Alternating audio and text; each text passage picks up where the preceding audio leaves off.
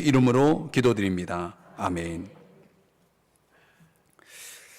우리가 5가지 제사를 레위기 처음 내용서부터 지금 살펴나가고 있는데요. 첫 번째는 번제, 두 번째는 소제, 오늘 세 번째죠. 화목제입니다.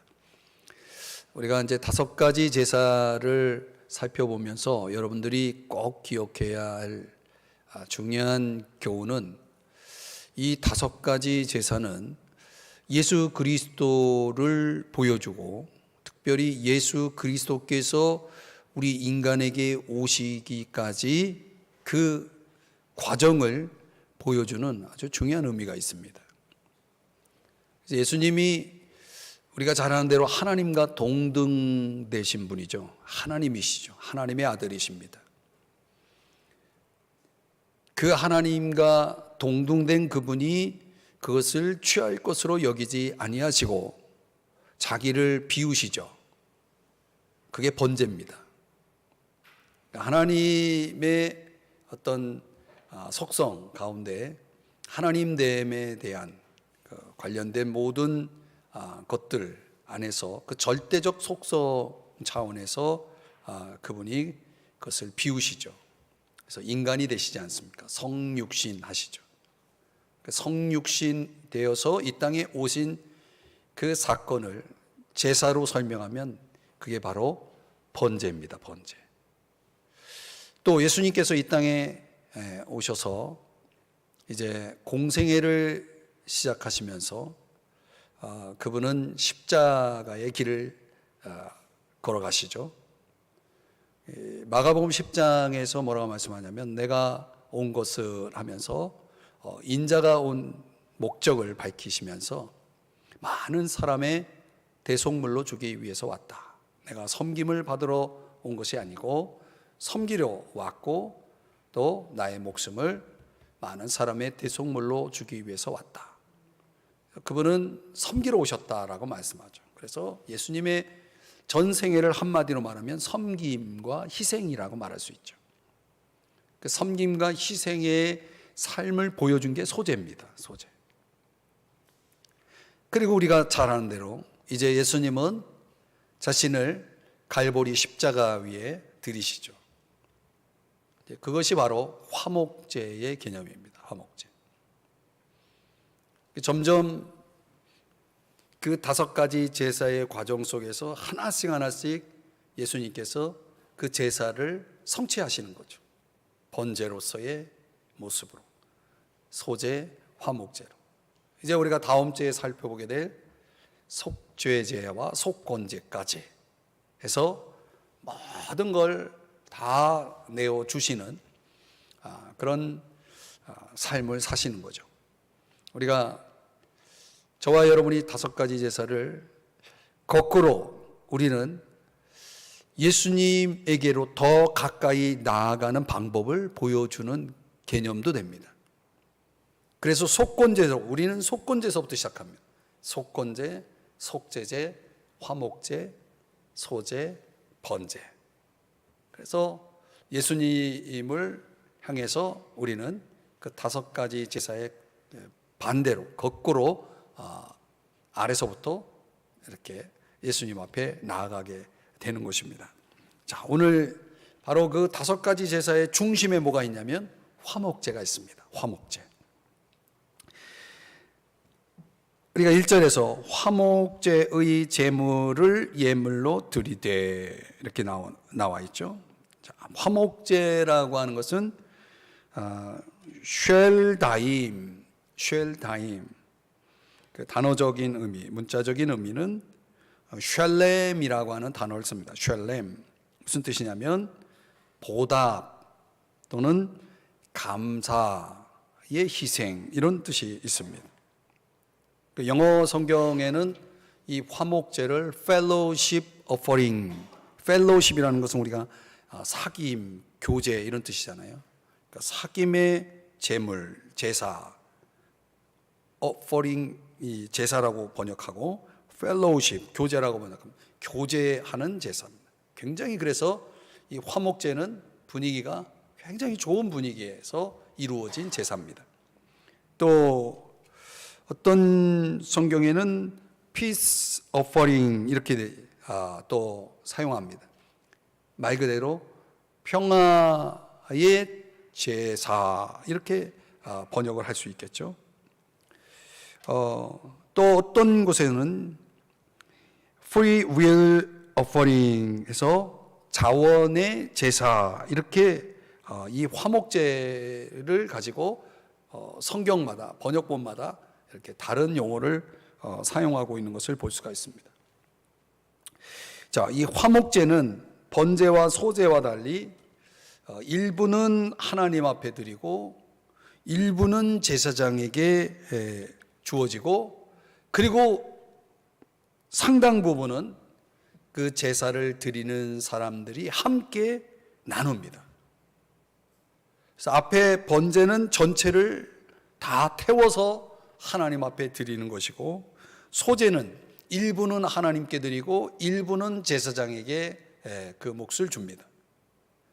그런데 드리는 사람의 입장에서는 번제나 소제는 몫이 없습니다. 근데 화목제는 있습니다.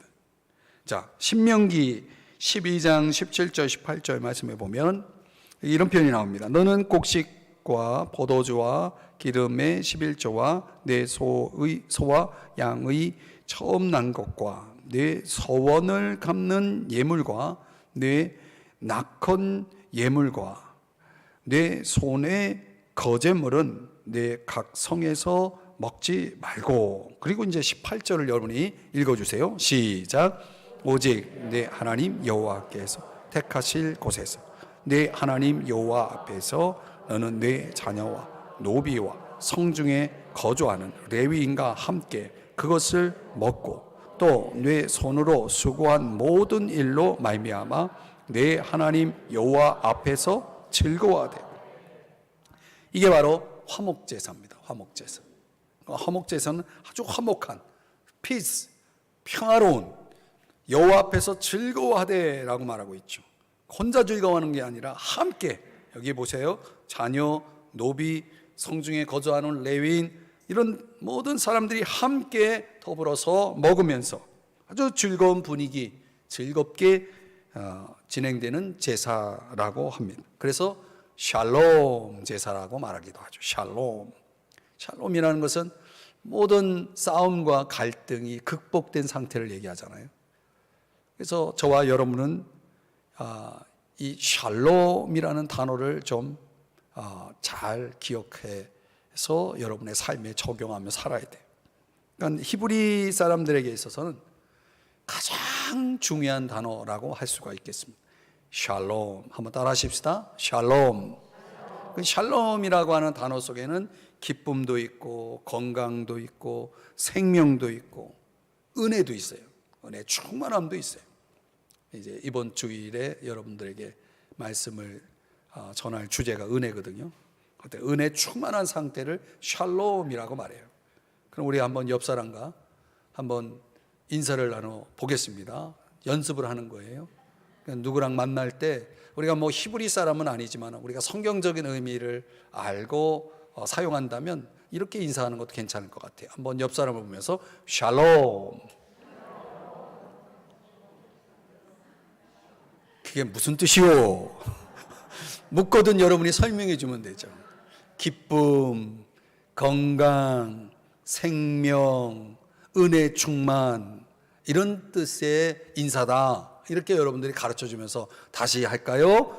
샬롬. 네. 그러니까 우리가 이 화목제를 지금 살펴보고 있는데 우리가 성경 안에 그려져 있는 이 화목제가 사실은 우리의 삶 속에 우리의 삶의 특징이어야 됩니다. 날마다 우리가 하나님 안에서 뭐 하고 있어야 돼요? 즐거워하고 있어야 되는 거죠. 하나님 앞에서 즐거워하는 제사. 예배를 드리는데 인상 써가면서 예배를 드리시는 분들, 그러면 안 되는 거예요. 하나님 앞에서 즐거워야죠. 하나님 안에서 즐거워하되 하나님 앞에서 즐거워하라. 신명기 조금 전에 읽은 말씀에 그렇게 나오는 것입니다. 자, 그러면 우리가 이런 좋은 제사, 즐거운 제사, 도대체 어떤 경우에 이런 제사를 드렸고 또 무엇을 드렸고 어떻게 드렸는지를 좀 한번 살펴보도록 하겠습니다. 먼저 이 화목제를 어떤 경우에 화목제를 드렸느냐. 자, 몇 가지 경우가 있는데 처음 설명드릴 것은 서원을 할 때. 여러분, 서원이라는 거 무슨 뜻인지 아시죠? 우리가 하나님 앞에 서원이라는 것을 하죠. 대표적으로 성경에 보면 야곱이 하나님 앞에 서원을 하잖아요. 하나님, 만약 무사히 제가 집으로 다시 돌아올 수 있게만 저를 돌봐주신다면 제가 하나님 만난 이 베델에 하나님의 집을 세우고 또 주님이 저에게 주신 10분의 1을 하나님께 드리겠다라고 하는 뭘 합니까? 서원을 하죠. 창세기 28장 20절에 보면 그 서원의 내용이 나옵니다. 또 서원하면 또 누가 떠오릅니까? 한나가 사무엘 아들을 하나님 앞에 드릴 때 서원하잖아요. 내가 하나님 앞에 드리겠다. 그래서 얻은 아들 사무엘 아닙니까? 그러니까 얼마나 위대한 역할을 하게 됩니까? 아무튼 이 화목제라고 하는 것은 하나님 앞에 이렇게 즐겁게 드리는 제사이면서 그 속을 들여다보면 이런 하나님 앞에 뭔가 서원할 때, 서원이라는 것은 그냥 함부로 해서는 안 되겠지만은 우리가 하나님 앞에 하나님이 이렇게만 도와주신다면 제가 이렇게 하겠습니다 하면서 하나님과 뭘 합니까? 약속을 하죠. 약속. 우리가 그런 걸 흔히 서원한다 이렇게 얘기하잖아요. 저도 하나님 앞에 서원을 할 때가 있습니다. 하나님 앞에 서원할 때 언제 서원합니까? 여러분들은 만약에 서원하면 어떤 경우에 여러분들이 서원을 하게 됩니까? 좋을 때 서원합니까? 좋을 때는 별로 서원 안 하는 것 같아요. 그러니까 우리가 어떤 기도를 하고자 할 때, 기도 제목을 가지고 하나님 앞에 나올 때 흔히 작정 기도라는 걸 하나님 앞에 하게 되는데, 그때 하나님 앞에 이런 걸 하죠. 서원을 하죠. 힘들고 내가 정말 어렵고 내가 정말 아주 중요한 어떤 선택 앞에 하나님 앞에 기도할 때, 하나님 이렇게 도와주신다면, 이렇게 역사해 주신다면 제가 하나님 앞에 앞으로 이렇게 살겠습니다 하는 그런 서원 말이죠. 여러분에게 이런 서원제가 하나님 앞에 있기를 주의 이름 축복합니다. 함부로는 하지 마세요. 그러나 서원이라는 형태의 신앙, 우리 신앙인들에게 꼭 필요한 것입니다. 또 하나님은 이런 서원을 들으신다는 거예요. 또 역사하신다는 거죠. 경험하셨죠? 자, 두 번째, 감사를 표현할 때 이 화목제를 하나님 앞에 드리게 됩니다. 그래서 일명 그 화목제를 감사제라고도 부르는데요. 여러분은 언제 하나님 앞에 감사하시나요?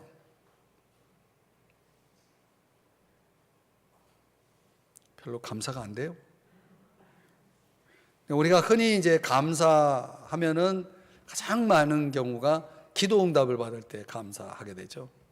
시편 107편 22절에 보면은 여기 이제 앞에 그 내용들이 쭉 나와요. 시편 107편 19절 이하에 보면 이 고통을 겪고 있을 때 그 고통 가운데 이제 하나님 앞에 기도를 합니다. 부르짖습니다. 아마 이럴 때 하나님 앞에 하나님, 저희들을 이 고통에서 벗어나게 해주세요.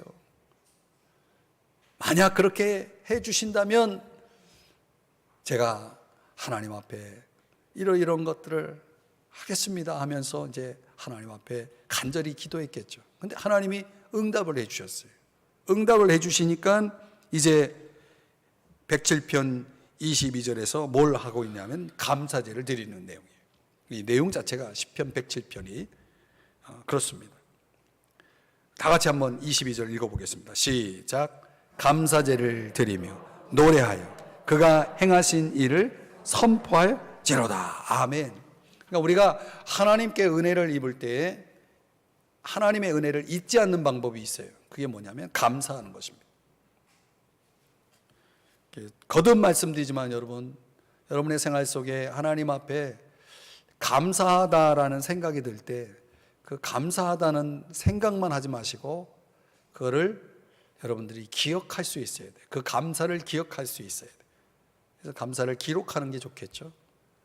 여러분들이 기록할 수 있는 여러 가지 방법들이 있으니까 그런 방법을 사용해서 하나님 앞에 감사해야죠. 하나님이 기도 응답하셨다. 그럼 감사해야 돼요. 어떤 분은 하나님이 이렇게 도와주셔서 이런 일들을 이루어 주셨습니다. 그렇게 말만 해. 그리고 감사를 안 해. 감사제를 안 드려. 과연 그 마음속에 하나님이 정말 도와주셨다라고 하는 그런 감사의 마음이 진정이 있다는 말입니까? 저는 그렇지 않다고 봐요. 하나님이 이렇게 감사제라고 하는 것을 표현하게 하시는 이유는 뭐냐면 정말 하나님이 도와주셨다, 하나님이 함께 하셨다, 그 은혜를 내가 잊지 않겠습니다, 이런 의미인 거예요. 그 은혜를 잊지 않겠다면 당연히 감사해야죠. 또 그 감사가 많으면 많을수록 하나님이 그 인생 속에 얼마나 많은 역사가 있었다는 증거겠습니까? 그렇죠? 그래서 저는 교회 안에서 정말 이 감사제가 많으면 많을수록 하나님이 과연 우리 교회 성도님들의 삶 속에 하나님 많은 은혜를 부어주시는구나, 많은 은혜를 부어주시는구나, 이런 증거, 하나의 증거라고 봅니다. 또 우리가 어떤 기도 응답이든 하나님이 내게 주신 은혜가 있을 때 우리가 감사하는 것도 좋지만 아직은 아니지만은 하나님이 은혜 주실 줄 믿고 미리 권사님이 여기 와 계시네. 미리 감사하는 것도 저는 아주 좋다고 봐요. 제가 이제 그걸 하나님 앞에 실제로 적용해 본 적이 있거든요. 미리 감사. 근데 그 미리 감사가요, 하나님이 조금 주신 거에 대한 결과를 가지고 감사하는 것보다 훨씬 더 기뻐하시는 것 같아요. 훨씬 더 기뻐하시는 것 같아요. 제가 이제 며칠 전에 어느 선교사님이 기도 편지를 보내왔어요. 그래서 제가 기도 편지를 쭉 읽는데 여러 가지 이제 도움이 필요하다는 내용의 내용 편지였습니다. 그래서 그 편지를 탁 읽는데 하나님께서 제 마음 가운데 생각을 주시는 거예요. 그 도움을 너가 좀 나누라, 너가 좀 일부라도 섬겨라 라는 감동을 주시는 거예요. 근데 제가 그 감동과 함께 무슨 생각이 드냐면 미리 감사를 좀 해봐야 되겠다. 하나님 앞에 갑자기 그게 두 가지 생각이 갑자기 동시에 생각이 나는 거예요. 새벽에 기도하는, 새벽 기도 인도하고 이제 기도를 하는데, 그래서 마음이 바뀔까 봐 제가 기도가 끝나자마자 바로 그 선교사님한테 이 소식을 전하고 우리 선교사님의 짐을 제가 일부를 좀 나누겠습니다. 힘내십시오. 그리고 이제 보냈어요. 그리고 이제 하나님 앞에 이제 제 마음을 이제 드렸죠. 근데 참 신기해요. 하나님은 그런 거 하나하나를 다 보시는 거, 진짜 확실히 보시고 계시고 확실히 들으시고 계시는 것 같아요. 하나님의 그런 역사들이 이제 그런 것 속에서 일어나는 것 같아요. 그러니까 하나님이 어떤 마음들을, 내 마음을 주장하시고 감동을 주실 때 내가 그 감동을 따라서 순종할 때 또 하나님이 또 그런 감사의 마음을 하나님이 참 기뻐하시고 참 그 기쁨을 하나님이 또 함께 나누게 하시는구나라는 그런 경험, 따끈따끈한 뉴스입니다. 며칠 안 된 뉴스인데 아무튼 그런 것들을 제가 경험하고 있습니다. 여러분도 하나님 앞에 혹 감사할 일이 있거든 당연히 감사하셔야 되고, 감사할 일이 있기를 원하면 미리 감사해 보세요. 적극적으로 감사해 보세요. 그런 감사가 하나님이 어떻게 받으시는지를 한번 보는 것도 우리의 신앙에 있어서 큰 도움이 되겠죠. 자, 레위기 7장 12절 말씀. 만일 그것을 감사함으로 드리려면, 그 감사한 마음을 가지고 있다면 끝부분에 보니까 그 감사 제물과 함께 드리고 그랬죠. 그 제물과 함께 드리는 거예요. 그 제물이 함께 드려질 때 감사는 감사가 되는 거죠. 정말 감사하다면 감사 제물과 함께 드리시기를 바랍니다. 또 화목제가 어떤 경우에 또 드리냐면 기쁨을 표현할 때 화목제가 드려집니다. 여기 우리가 아까 신명기 말씀을 읽을 때 제가 좀 설명을 못했는데 낙헌제물이라는 게 있어요. 낙헌제물. 이 낙헌제물이라고 하는 것은 자원제라고 하는 거예요. 그러니까 화목제는 우리가 앞에서 또 뒤에서 살펴봐야 될 이 5가지 제사 가운데 아주 독특한 그런 제사입니다. 뭐냐면 아무 때나 드릴 수 있다는 거예요. 또 아무 것이나 드릴 수 있다는 거예요. 왜냐하면 이거는 자원하여 드리는, 하나님 앞에 내가 정말 하나님을 향한 나의 사랑, 나의 기쁨, 이런 모든 것들을, 하나님에 대한 나의 신앙의 모든 것을 담아서 아무 때나 아무 것이나, 흠이 없는 것이라면 아무 것이나 드릴 수 있다라고 하는 그런 독특한 특징 안에서 하나님 앞에 여러분의 사랑을 표현하고자 할 때, 여러분의 기쁨을 표현하고자 할 때, 또 그것이 드려졌다면 그걸 가지고 우리는 뭐 하는 거예요? 하나님 앞에서 함께 즐거워하는 그런 제사로서의 화목제를 드리는 것입니다. 저는 그런 차원에서 이 화목제를 하나님이 주신 것에 대해서 참 감사하다 생각돼요. 자, 그러면 이런 여러 가지 경우에 화목제를 드렸는데 예물이 어떤 예물이었는지를 한번 볼까요?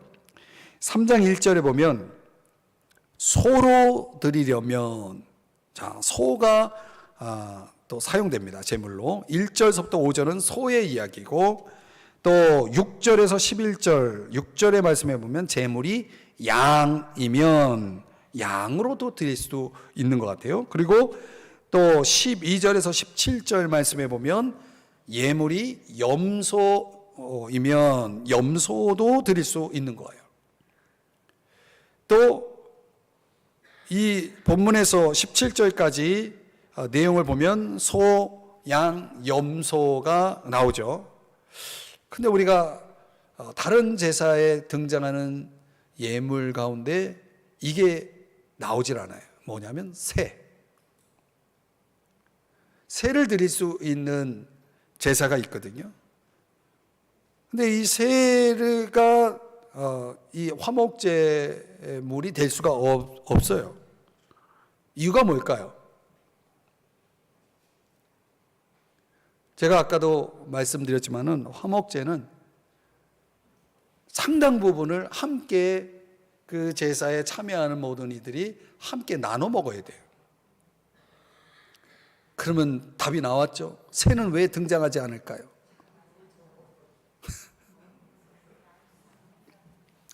나눠 먹기에는 너무 작아요.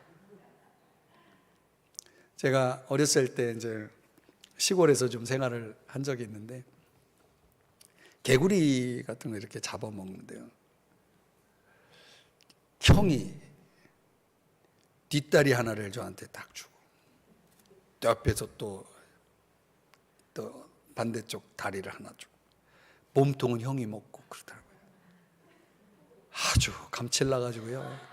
이걸 뭐 먹으라고 준 건지 약을 올리는 건지 모르지만은 개구리 가지고 그걸 셋이서 나눠 먹더라고요. 하여튼 갑자기 그 생각이 나더라고요. 새는 나눠 먹을 게 없어서 하나님이 그걸 다 고려하셔서 새는 예물로 드리지 말라 이렇게 말씀하신 것 같아요. 그러니까 우리가 하나님 앞에 감사해서 같이 나눠 먹는 제사를 드리는데 그 나눠 먹을 수 없는 걸 가지고 드리려고 한다면 그 말이 안 되잖아요. 그냥 하나님이 그걸 제외를 시킨 거죠. 그러니까 정말 감사하다면 작은 거는 나눠 먹을 수가 없으니까 작은 거 드리려고 하지 마시고 어느 정도 나눠 먹을 수 있는 걸 드리셔야 돼요. 아셨죠? 자, 아주 재밌는 내용이에요. 그러면 화목제는 어떤 방법으로 드리느냐, 이 보니까 세 가지가 특징적으로 나옵니다. 첫 번째는 3장 7절을 다 같이 읽어보겠습니다. 3장 7절 시작. 만일 그의 예물로 드리는 것이 어린 양이면 그것을 여호와 앞으로 끌어다가, 어떻게 드려야 됩니까? 화목제의 방법이 뭐예요? 여호와 앞으로 끌어다가, 하나님 앞에 나와야 된다는 거예요. 그 예물을 가지고 하나님 앞에 나와야 된다는 거예요. 이게 예배 정신이죠. 이게 헌금 정신이죠. 그러니까 하나님께 가지고 나오는 거예요. 하나님 앞에 나오는 것이 중요하다는 거예요. 두 번째, 8절을 한번 읽어보겠습니다. 8절 시작. 그 예물의 머리에 안수하고 회막 앞에서 잡을 것이요 아론의 자손은 그 피를 제단 사방에 뿌릴 것이며. 머리에 안수하고 그랬죠. 머리에 안수한다는 건 제물과 나를 동일시한다는 거예요. 궁극적으로 화목제는요, 화목제에 물을 드릴 때 그 제물만 드리는 것이 아니라 나를 드리는 거예요. 머리에 안수했기 때문에 나를 바치는 거죠. 나를 바쳐서 함께 더불어 하나님 앞에서 즐거워하는, 나를 기꺼이 내어드리는. 그래서 저 유명한 데이비드 리빙스턴의 유명한 일화가 있지 않습니까? 그가 어렸을 때 이제 선교 헌신 예배를 드렸나 봐요. 그 선교 헌금을 거두는데 그 어린애가 무슨 돈이 있겠습니까? 드릴 게 없으니까 강단 앞으로 뛰어나가서 저를 바칩니다 하면서 자기 자신을 바친다고 하면서 강단 앞에 올라갔다는 그런 유명한 일화가 있죠. 실제로 그래서 그 선교사가 된 거 아니겠습니까? 그러니까 우리가 그런 정신, 하나님 앞에 나 전체를 바친다라고 하는 그런 신앙 고백 속에서 화목제가 드려지는 것입니다. 그리고 세 번째가 뭐냐면, 자, 13절 말씀 한번 또 읽어보겠습니다. 13절 시작. 머리에 안수하고 회막 앞에서 잡을 것이요 아론의 자손은 그 피를 제단 사방에 뿌릴 것이며. 그러니까 피를 뿌리는 거예요. 이 화목제사의 세 번째 특징은 뭐냐면 2절, 8절, 13절에 계속 반복해서 사용되는 거예요. 그 제물에 이 피를 제단 사방에 뿌리는 것입니다. 당연히 이 피가 무엇을 의미하겠습니까? 히브리서 9장 22절에 보면은 피 흘림이 없이는 죄사함이 없다라고 그랬죠. 그러니까 예수 그리스도의 희생을 강조하는 그런 차원에서 우리가 예수 그리스도의 희생이 있었기 때문에 저와 여러분에게 평강이 있는 거 아닙니까? 기쁨이 있는 거 아니겠습니까? 그렇죠? 그러니까 오늘 우리가 누리는 모든 축복의 그 근원은 바로 예수 그리스도의 십자가, 그분이 흘리신 피에 있음을 믿으시기 바랍니다. 그러니까 우리 그 피에 대한 감사, 그 피의 은혜 때문에 저와 여러분이 하나님 앞에서 이렇게 즐거워할 수 있는 거예요. 자, 그 다음에 우리가 3절 조금 위로 올라가서 아주 중요한 내용을 또 하나 살펴보는데 3절을 보시겠습니다. 다 같이 읽어보겠습니다. 시작.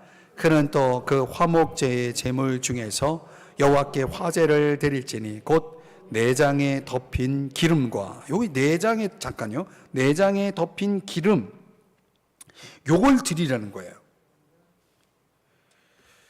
옛날 사람들은 지금과는 전혀 맞지 않죠. 옛날 분들은 아시겠죠. 뭐 저는 해당이 안 되지만은 어쨌든 비계가 있으면은 그건 누구 몫이죠? 옛날 우리 좀 연세 있으신 분들이 대답하시면 비계는 누가 드셔야 되는 겁니까? 옛날 같으면은 어른 몫이죠. 그죠? 요즘 뭐 비계 같은 건 다 떼서 건강에 안 좋다 해서 다 버리지만은 어떻든 이 기름이라는 것은 여기서 강조하는 건 뭐냐면 기름은 아주 귀한 걸 얘기하는 거예요. 이 화목제를 드리는 데 있어서 중요한 특징 중에 하나는 내장 덮인 기름을 드렸다는 것이고, 그 다음에 4절에 보면 또 이게 나와요. 두 콩팥을 또 드려야 돼요. 그래서 5절 말씀에 보면 기름, 내장에 덮인 기름이나 또 콩팥 이런 것들을 불로 번제물 위에서 불로 살을 지니 이렇게 말씀을 하거든요. 이게 화목제의 제사 가운데 중요한 방법이에요. 기름이 드려지고 두 콩팥이 드려져야 돼요. 근데 콩팥은 또 이거 어떤 의미가 있을까요? 콩팥은 이런 의미 있습니다. 가장 소중한 것이라는 의미가 있어요. 가장 깊이 있는 것. 그러니까 우리가 하나님 앞에 우리가 이렇게 제물을 드린다, 헌신한다 했을 때 가장 깊이 있는 내 속에 있는 것들을, 나의 소중한 것들을 드린다는 개념, 나에게 가장 좋은 것을 드린다는 개념의 이 화목제물이 되어야 한다는 거죠. 그래서 이런 말씀이 있잖아요. 시편 103편 1절 다 같이 읽어보겠습니다. 시작. 내 영혼아 여호와를 송축하라. 내 속에 있는 것들아 다 그의 거룩한 이름을 송축하라. 뭐가 여호와를 송축하라고요? 내 속에 있는 것들이. 내 속에 뭐가 있는 겁니까? 여러분 속에 뭐가 있습니까? 기름이 있습니까? 여러분 속에 뭐가 있습니까? 콩팥이 있습니까? 그럼 여러분 콩팥도 지금 찬양을 해야 되는 거예요. 여러분 안에 있는 간장도, 심장도, 여러분 속에 있는 영혼도 하나님을 찬양하고 하나님 앞에 예배해야 하는 것입니다. 그러니까 우리가 평안을 누리고 하나님의 은혜를 누리고 산다 그러면 당연히 우리의 헌신이 우리 속에 있는 깊은 곳까지도 주님 앞에 기꺼이 드리며 그분을 높여드리는 그런 예배가 되어야 한다는 거죠. 그렇게 하고 계시나요? 입만 움직이지 않나요? 머리만 사용하고 있지 않나요? 그리스도의 그 놀라운 그 십자가의 은혜 속에서 저와 여러분이 진정 기뻐하고 있다면, 감사하고 있다면 정말 우리 속에 있는 것들이 다 주님 앞에 드려질 수 있어야 돼요. 그런 진정성이, 그런 깊이 있는 그런 헌신과 찬양이 저와 여러분의 삶을 통해 주님 앞에 드려질 수 있기를 주의 이름으로 축복합니다. 자, 이제 우리가 이 화목제의 내용을 다 다뤄봤어요. 그러나 중요한 건 뭐냐면 이것이 신약 시대를 살아가고 있는 저와 여러분에겐 어떤 교훈이 있느냐. 서론에 제가 설명을 드렸지만은 예수 그리스도의 그 삶을 보여주는 차원이기도 하고 예수 그리스도의 속성을 보여주는 차원이기도 하지만 그것이 교회 시대를 살아가고 있는 저와 여러분의 어떤 교훈이 있느냐. 이 화목제가 우리에게 주는 메시지가 있습니다. 그것은 첫 번째는 하나님과의 화목입니다. 하나님과 화목하라는 것이죠. 로마서 5장 1절의 말씀을 다 같이 읽어볼까요? 시작. 그러므로 우리가 믿음으로 의롭다 하심을 받았으니 우리 주 예수 그리스도로 말미암아 하나님과 화평을 누리자. 아멘. 오늘 우리가 이 화목제라고 하는 제사를 살펴보면서 저와 여러분이 우리의 신앙 속에, 저와 여러분 삶 속에 바로 무엇이 있어야 되냐면 하나님과의 무엇을 누리자? 화평을 누리자라는 거예요. 그 화평이 어떻게 가능하냐면 바로 예수 그리스도로 말미암아. 골로새 1장 20절에는 예수 그리스도의 십자가의 피로 말미암아 우리에게 주어졌다는 거예요. 그러니까 신앙에 있어서 가장 중대한 것은 뭐냐면 하나님과 화평을 누리는 거예요. 그렇게 하고 계시나요? 누가복음 2장 14절 말씀을 한번 보시면요. 다 같이요. 시작. 지극히 높은 곳에서는 하나님께 영광이요 땅에서는 기뻐하심을 입은 사람들 중에 평화로다. 여기 기뻐하심을 입은 사람들이 어떤 사람들이에요? 하나님과 화평을 누리고 있는 사람들. 그러니까 하나님과 평화로운 관계를 갖고 있는 사람들의 특징이 뭐예요? 기뻐하심을 입는 것입니다. 그 말씀이 로마서 5장 11절에 나오죠. 다 같이 시작. 그뿐 아니라 이제 우리로 화목하게 하신 우리 주 예수 그리스도로 말미암아 하나님 안에서 또한 즐거워하느니라. 여러분, 하나님과 화평한 사람의 특징이 뭐예요? 즐거워하는 거예요.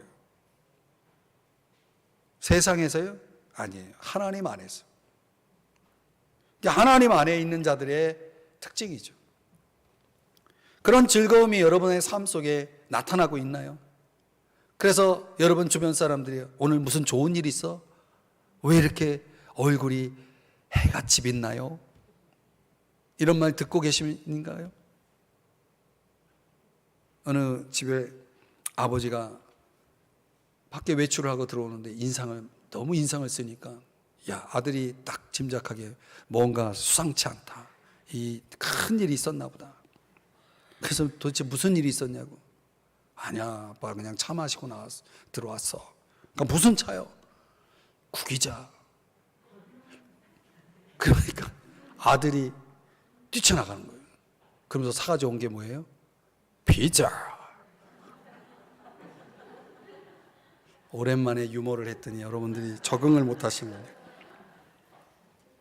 그러니까 우리가 그리스도 안에서 정말 하나님과 평화를 누리고 살아가는 사람들은 당연히 하나님 안에서 즐거워야 돼요.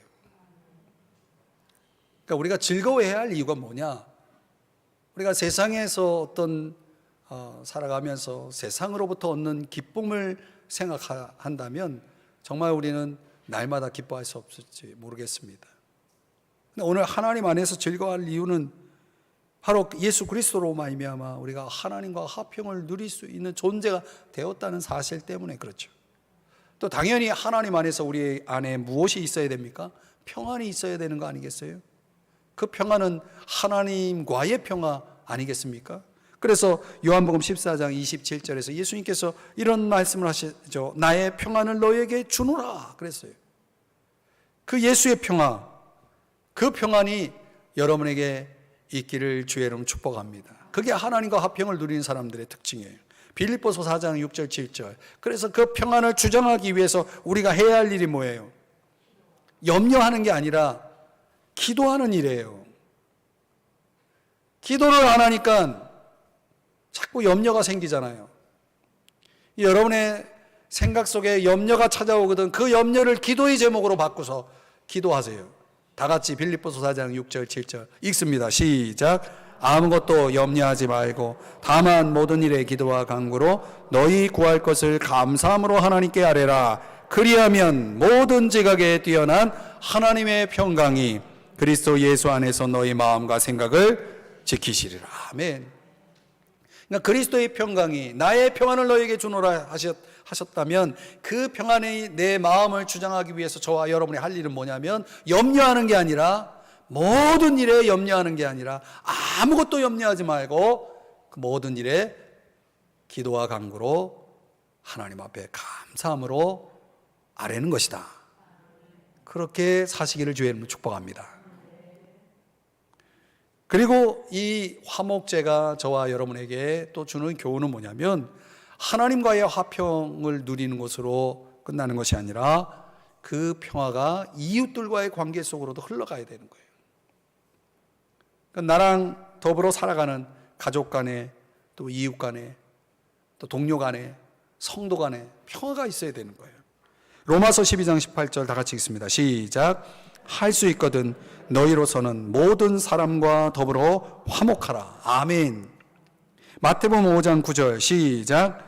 화평하게 하는 자는 복이 있나니 그들이 하나님의 아들이라 일컬음을 받을 것이며. 화평하게 하는 자, 바로 그가 예수 믿는 사람이에요. 그가 바로 주의 제자죠. 제가 주일에 예화로 소개했던 그 이혜령 선생님의 그 마지막 수업, 그 책에 나오는 내용 기억하시나요? 사기꾼이 되지 말고 사익꾼이 되라고. 그렇죠? 너와 나의 목을 이어주는, 하나님과 인간을 화해시키고 인간과 인간을 화목시키는 그런 사익꾼으로 살자. 이게 바로 피스메이커 아니겠습니까? 화평하게 하는 자는 복이 있나니.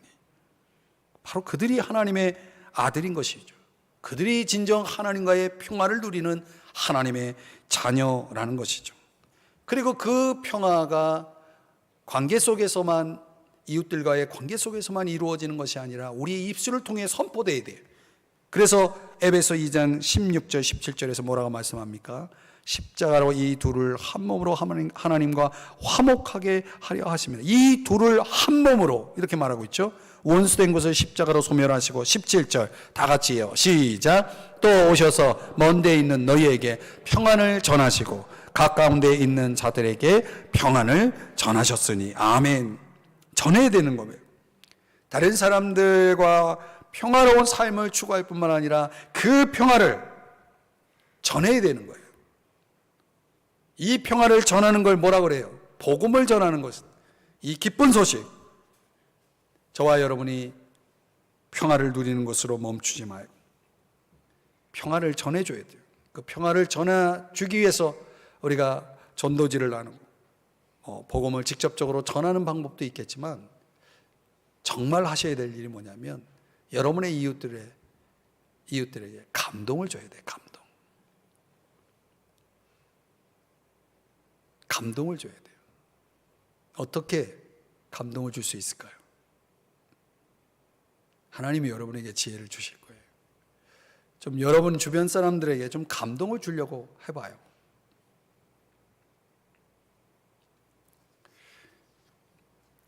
여러분의 따뜻한 한마디가 그 감동의 통로가 될 수도 있겠죠. 여러분의 친절 한마디가.